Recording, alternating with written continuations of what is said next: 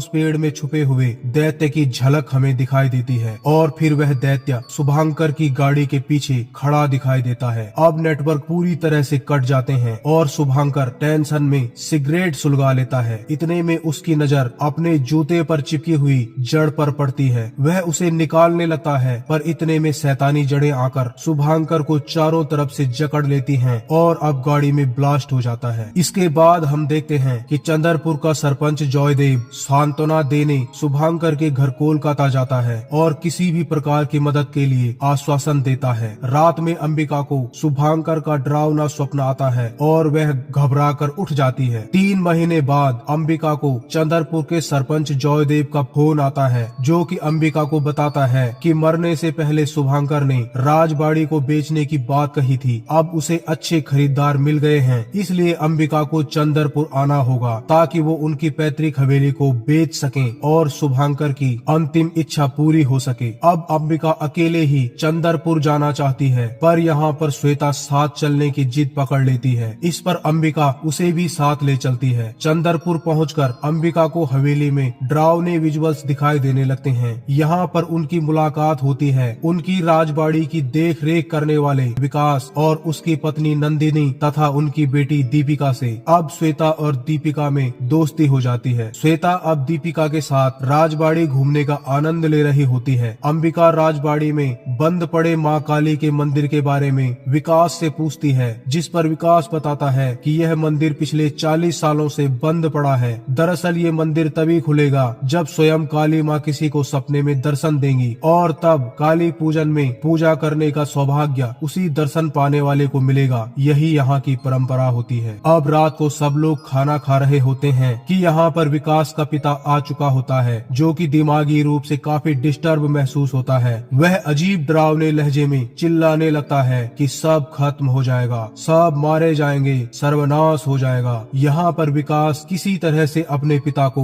उनके कक्ष में ले जाता है। रात को हम देखते हैं कि श्वेता सोई हुई होती है और उसका आईपैड टेबल पर होता है, जिस पर कि वही रहस्यमयी पेड़ की तस्वीर दिखाई देती है। अब हम देखते हैं कुछ दैत्य उसकी खिड़की के पास आ जाते हैं और श्वेता को देखने लगते हैं। अगली सुबह जब श्वेता और दीपिका एक दूसरे को अपनी पेंटिंग दिखा रहे होते हैं तो श्वेता वो रहस्यमयी पेंटिंग को देखकर कहती है कि ये मैंने कब बनाया। इस पर दीपिका कहती है कि क्या तुम खंडहर के पास गई थी, क्योंकि ये पेड़ तो वहीं पर है। श्वेता कहती है नहीं, मैं नहीं गई, मुझे देखना है वो पेड़, तुम मुझे वहाँ ले चलो। अब दीपिका और श्वेता छुपते छुपाते उस पेड़ को देखने चले जाते हैं, जो कि सचमुच काफी डरावना होता है और इसी वजह से कोई भी उस तरफ नहीं जाता।